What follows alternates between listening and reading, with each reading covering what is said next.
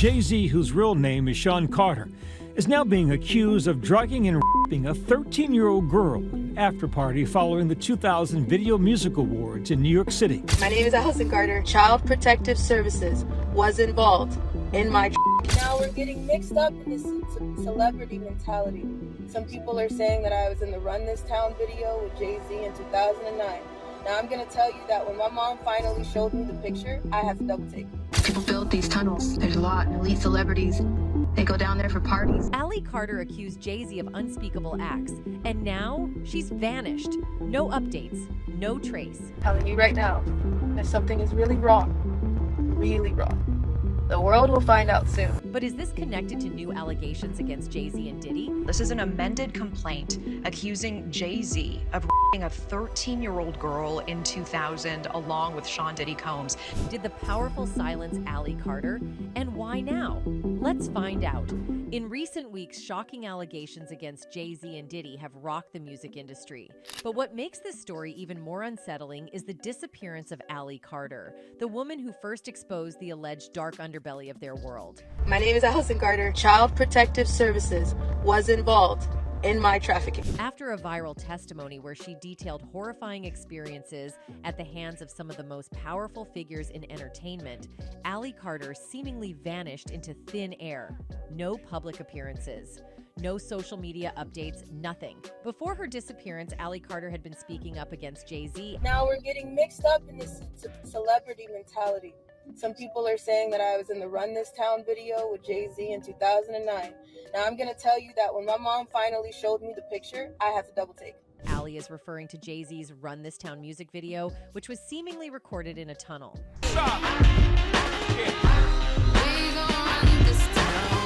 Anyway, Allie Carter went further to suggest that Diddy's connections to Jay-Z go deeper than anyone suspects, hinting at a network of tunnels under places like the Playboy Mansion. These tunnels, according to Carter, weren't just passages, but were allegedly used for some of the most disturbing encounters imaginable. People build these tunnels. There's a lot of elite celebrities. They go down there for parties. Allie Carter wasn't alone in these claims. Reports over the years have hinted at a series of secret passageways and tunnels beneath Hollywood's elite neighborhoods, connecting everything from celebrity mansions to exclusive clubs. For context, back in the mid-2010s, whispers started swirling about some super secret underground tunnels supposedly connecting Diddy's place to the infamous Playboy Mansion. The rumor mill kicked into high gear right around the time Diddy dropped $40 million on a swanky mansion in the same neighborhood as Playboy's notorious estate in 2014. Coincidence? Some folks thought not. Apparently, these hush-hush tunnels were designed to let Diddy slip over to the mansion whenever he wanted, dodging the paparazzi and avoiding the spotlight. But let's be real, no one's actually come forward with proof of these underground VIP lanes, so it's all just rumors for now. But here's where it gets even more interesting. Playboy wasn't exactly rolling out the welcome mat for just anyone back in the day. They were strict about their guest list. Take Rob Lowe, for instance. He spilled that no matter how much of a celeb you were, you couldn't just stroll in with your whole entourage. It was invite only, no plus ones. And poor Luke Wilson learned that the hard way. He thought he could pull a fast one by sneaking in a friend and claiming it was his brother, Owen Wilson. Nice try, Luke. The mansion's security wasn't buying it, and he got the boot for his little stunt, and a temporary ban to boot. Wilson recalls, "I got DNA ed from the Playboy Mansion in Los Angeles. That means do not admit. That's their special word. I tried to get a friend in, and I'd shown up and they said, 'Who are you with?' And I'm like, 'I'm with my brother Owen,' and they're like, 'We need to see him.' It was actually my friend Eckelman, who doesn't look anything like Owen. I was not allowed to go there for a year and a half. I had to make kind of a tearful phone call to Mary, the woman who kind of runs the operation. I said, 'Mary, what I did was stupid. It was wrong. Hef's been so generous to me.' I actually did, I think, cry on the telephone." The late Hugh Hefner was very selective with who he invited the parties, and as it turns out, he also extended himself for certain A-list celebrities. It is an urban legend that in the 70s, Playboy created tunnels to sneak A-listers into the mansion. According to the Playboy website, the tunnel did exist, and there are blueprints showing the tunnels and where they lead to. Playboy writes, "So, according to this blueprint, tunnels were built to the homes of Mr. J. Nicholson, Mr. W. Beatty, Mr. K. Douglas, and Mr. J. Can. We'll go ahead and assume they're talking about Jack Nicholson, Warren Beatty, Kirk Douglas, and James Caan, all of whom lived near the Playboy Mansion during the late 1970s and early 1980s. There are no dates on the architectural schematics, but the dates on the Polaroids were from 1977. It is said that Playboy kept very quiet about the tunnels and didn't intend on speaking further about it. In any case, some of the people who managed to witness what happened in the mansion were able to describe what Hugh termed as pig nights. According to his employees, the editor-in-chief held the bash on Thursday nights. However, they would look the other way while Hefner did all sorts of crazy stuff. The guys on the mansion list were expected to bring women. They were ranked. There was a hierarchy of whether you were a 10 or an 8 or a 6. A source told TMZ that Hefner would sit at the head of the table while the models hung out with various film and TV stars. They also explained that the girls would get medical checks before any activities took place. Life inside the Playboy Mansion was far from glamorous, as former Playboy models and girlfriends of Hugh Hefner have revealed. What often started as an exclusive dinner party would quickly turn into chaotic gatherings, complete with unusual rituals and rules that made life in the mansion more confining than it appeared. Over the years, several former Playmates have shared experiences that paint a much darker picture of life in the mansion. Holly Madison, one of Hefner's former girlfriends, opened up about feeling trapped, saying that the mansion's metal gate, known for keeping the public out, felt more like it was meant to keep her locked in. In her book, Down the Rabbit Hole, she described Hefner's private gatherings as anything but intimate or romantic, with everyone following his rules and dressing in matching outfits. Holly described her interactions with him as devoid of connection, recalling little more than feeling a heavy weight on her. Jealousy and rivalry among the girlfriends were also common, and this intensified once Holly became Hefner's #1 girlfriend. According to her, this status caused a shift, with other Playmates who previously mocked her suddenly acting friendly and seeking her favor.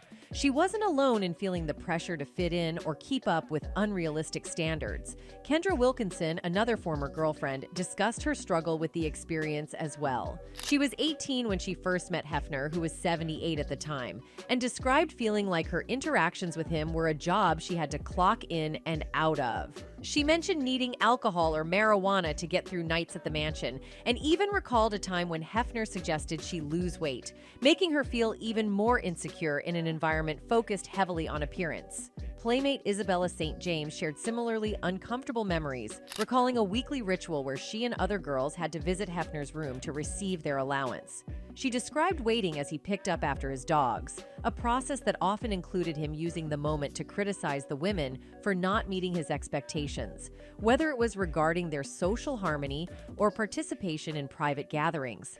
Missing a going out night, for example, could mean a deduction from their allowance, which he used as a form of control. Carla Howe, another former Playboy model, added that they had a strict 9 p.m. curfew and weren't allowed to invite friends over, isolating them from life outside the mansion.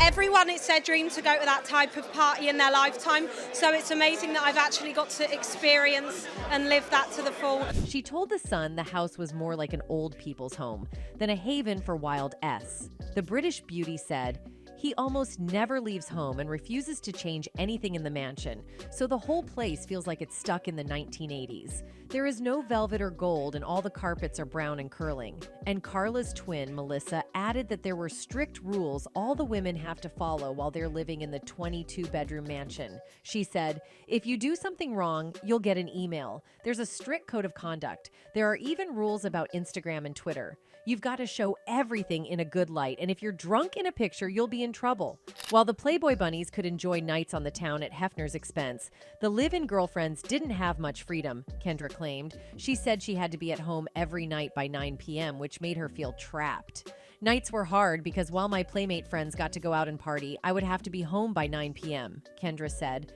"I'd get a text message from a girl that read, 'Having so much fun in Vegas. Wish you were here, partying with all these football players,' and that was devastating. I felt so trapped and angry when I was missing out on something good." Isabella also described dirty carpets in the mansion and the poor state of the girls' rooms in her book. She wrote, Although we all did our best to decorate our rooms and make them homey, the mattresses on our beds were disgusting, old, worn, and stained. The sheets were past their best, too.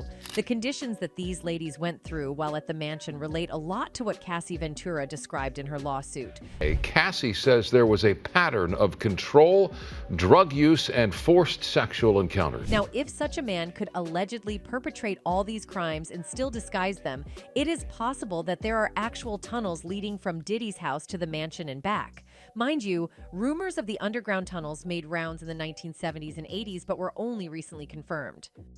4 actors had secret underground tunnels directly from their homes to the Playboy Mansion. So Diddy's tunnels could exist, but it would be a matter of time before concrete evidence is brought forward. Meanwhile, many fans suspect these underground tunnels served other purposes than just connecting to the Playboy Mansion. They theorize that these tunnels could have other secret passages leading to bunkers where Diddy's freak-off parties take place. The music is famous for his wild parties, which many of his industry colleagues, including former mentees and associates, have spoken about at length. In any case, Jay-Z and Diddy were not the only A-list celebrities who were named by Ally Carter. According to Carter, legendary actor Denzel Washington was once caught up in this world too, at least for one night. That's right, Ally claims that even Denzel, known for his upstanding character and strong values, got an insider's look at Diddy's infamous party scene. Denzel Washington, Beyonce Knowles, Ellen DeGeneres. Do you want me to keep you going? I don't want anybody's money. Now, Sean Diddy Combs has never been shy about his reputation for throwing some of the most extravagant and out-there parties in Hollywood. His gatherings in places like the Hamptons, Los Angeles, and Miami Beach are practically Hollywood legend. They're known for their wild energy and exclusivity, attracting A-listers from across the entertainment world. But these parties apparently cross the line, even by Hollywood standards. And it sounds like Denzel Washington saw this firsthand. The story goes that he and his wife Pauletta were invited to one of Diddy's bashes back in the early 2000s. According to insiders, the night was all glitz and glamour at first, but as the hours went by, things reportedly took a darker turn. Denzel, who was raised with strong values and speaks openly about his faith, was not impressed. In fact, around dawn, he'd had enough. According to sources, he confronted Diddy directly, shouting, "You don't respect anyone," before he and Pauletta stormed out of the party. What exactly set Denzel off isn't clear, but his reaction suggests he witnessed something that went against everything he stands for. So, we here to, try to raise money for these, mosquito bed nets. So if you don't understand, just imagine living in Africa and, your little infant child. Denzel's known for staying grounded, and this incident only adds to his reputation as someone who doesn't tolerate disrespect or cross the line for the sake of Hollywood glitz. The event reportedly took place in 2003 at one of Diddy's lavish mansions, though it's unclear if it was in the Hamptons, Los Angeles, or Miami. Diddy's parties have often been described as freak-offs, events where anything goes and the host's desires seem to take center stage. This atmosphere may attract some of Hollywood's elite, but it's clear it wasn't Denzel's cup of tea. Denzel, who has always been outspoken about staying true to his faith and values, was disturbed by what he saw. According to witnesses, as the party progressed, things got wilder, pushing Denzel's discomfort to the breaking point. By dawn, he'd seen enough. He took a stand, calling out Diddy and leaving with his wife, sending a strong message that not everyone in Hollywood plays by the same rules. How you doing, Denzel? How you doing tonight, man? Looking good, Denzel, looking good. Denzel's stance that night wasn't just about calling out Diddy. It was a reminder that some stars stick to their principles, even when others don't. In fact, Denzel once famously said, "You leave before the devil shows up." And if the rumors about Diddy's parties are true, Denzel didn't just leave early. He left with his dignity intact. Denzel always told me we'd be at the parties. He said, "You leave 30 minutes for the devil get there." Anyway, Carter's claims resurfaced with the latest allegations against Jay-Z. A lawsuit recently accused Jay-Z and Diddy of allegedly essaying a 13-year-old lady at a party in 2000. Carter's statements eerily echo these claims, raising questions about a potential pattern of AB. However, Jay-Z outright dismissed the allegations, calling them a publicity stunt. My lawyer received a blackmail attempt called a demand letter from a lawyer named Tony Busby. What he had calculated was the nature of these allegations and the public scrutiny would make me want to settle, Jay-Z wrote. No, sir, it had the opposite effect. It made me want to expose you for the fraud you are in a very public fashion. So no, I will not give you one red penny, he continued. Going on to describe the allegations as heinous, Jay-Z requested that Busby file a criminal complaint rather than a civil one, before directly addressing his background as a Marine infantry officer. These allegations are so heinous in nature that I implore you to file a criminal complaint, not a civil one. Whomever would commit such a crime against a minor should be locked away. Would you not agree? The rapper wrote. I have no idea how you have come to be such a deplorable human, Mr. Busby, but I promise you I have seen your kind many times over. I'm more than prepared to deal with your type. You claim to be a Marine? Marines are known for their valor. You have neither honor nor dignity, he said. Jay-Z then stated that his only heartbreak is for his family, including his wife Beyoncé and their 3 children, Blue Ivy, who is 12, and twins Sir and Rumi, who are 7. My only heartbreak is for my family. My wife and I will have to sit our children down, one of whom is at the age where her friends will surely see the press and ask questions about the nature of these claims and explain the cruelty and greed of people, he wrote. However, attorney Tony Busby, representing the accuser, fired back, accusing Jay-Z of bullying tactics and harassment. He said, regarding the Jay-Z case and his efforts to silence my clients, Mr. Carter previously denied being the one who sued me and my firm. He filed his frivolous case under a pseudonym. What he fails to say in his recent statement is my firm sent his lawyer a demand letter on behalf of an alleged victim, and that victim never demanded a penny from him. Busby then continues, instead, she only sought a confidential mediation. Since I sent the letter on her behalf, Mr. Carter has not only sued me, but he has tried to bully and harass me and this plaintiff. His conduct has had the opposite impact. She is emboldened. I'm very proud of her resolve. Overall, he sounds more than confident in his argument against Jay-Z, as he concludes by saying, as far as the allegations in the complaint filed, we will let the filing speak for itself and will litigate the facts in court, not in the media. Back to Allie Carter, her claims aren't the first to expose the alleged predatory behavior of industry elites. The entertainment world has long been criticized for enabling abuse under the guise of glamour and exclusivity. This isn't the first time the music industry has faced allegations of misconduct. Remember the whispers surrounding Foxy Brown and Aaliyah? Fans are now revisiting those stories with fresh eyes. For context, Foxy Brown allegedly confessed that her ticket to rap stardom came at a cost, and it all happened while she was young. There are rumors that she claims Jay-Z, then 27, took her V-card when she was just 15, and that Hova, who as the story goes has a horse-like you-know-what, funded her shopping trips and pampering at hair and nail salons while she was still in high school, all to get into bed with her. In the beginning, we'd jump in the van, we'd go to Maryland, we'd go anywhere. You know what I'm saying? But wait, there's more. Allegedly, Jay-Z, according to Foxy, has a thing for trans people. The claim is that she said she discovered this after one began calling and harsing her shortly after Jay-Z gave her the G infection. Yeah, I think about what I'm gonna say. Okay. You know what I'm saying? I think about what I'm gonna do. Allegedly, she claimed that during one of her S sessions with Jay-Z, there had been a video recording involved. This session was far from private, as another high-profile individual was allegedly present. None other than the multi-talented Jamie Foxx, who played the role of Wanda in the iconic sketch comedy show In Living Color. It appears Foxy's supposed account ventured into even murkier territory when she allegedly disclosed that Jay-Z had compelled her to sign multiple non-disclosure agreements or gag orders related to an intimate encounter that involved all 3 of them: herself, Jamie Foxx, and Jay-Z. She asserted that this encounter was, in fact, a threesome. The sensational twist in this story occurred when, shortly after this incident, the alleged videotape of that supposed particular rendezvous mysteriously disappeared from her home. Foxy Brown firmly believes that Jay-Z had a hand in the disappearance of this tape, raising suspicions about his involvement in the alleged theft. But this is only the tip of the iceberg.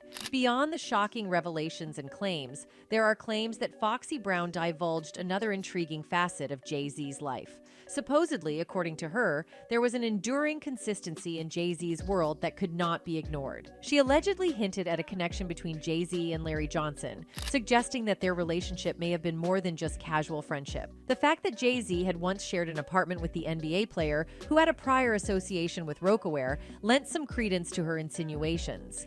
In her alleged candid recollection of her experiences with Jay-Z, it seems Foxy did not hold back when it came to expressing her sentiments about Jay's wife, Beyoncé. Her feelings towards Beyoncé were far from sugar-coated, to say the least. Foxy Brown left no room for ambiguity in her candid remarks regarding the global superstar. In any case, one person who had spoken about this was Nas. Meanwhile, Jaguar Wright also made claims that Jay-Z is a monster, just like Diddy. Now, the weirdest part is that there are some people who believe Jay-Z took advantage of young Beyoncé. Jay-Z and Beyoncé are arguably the Hollywood power couple, but that doesn't mean their relationship was without its complexities. Despite their combined fortune of nearly $2 billion, a luxurious home, and the admiration of their peers, the dynamics of their marriage presented a different story. For those unfamiliar with Beyoncé and Jay-Z's journey as a couple, they have consistently faced scrutiny for the unconventional aspects of their relationship. For example, they first met when Beyoncé was just a teenager, while Jay-Z was in his 30s. Reflecting on those early days, Beyoncé once shared in an interview, "I was 18 when we first met, 19 when we started dating. There was no rush. No one expected me to run off and get married." The couple officially began dating when Beyoncé was 19 and Jay-Z was 31, sparking concerns among fans, with some speculating about the possibility of Beyoncé being you-know-what. By Jay-Z. Right into it. How did the two of the biggest names in music even meet? Well, we met a long time ago. Award shows, a lot of different performances. Setting aside the age gap, observers have also raised eyebrows about the uneven power dynamics right from the beginning. When Beyoncé and Jay-Z embarked on their romance, Beyoncé was already quite popular, but Jay-Z was an industry heavyweight with significantly more clout and influence than she had at the time. This, coupled with their age difference, led to doubts and conversations about how imbalanced the relationship might have been from the start.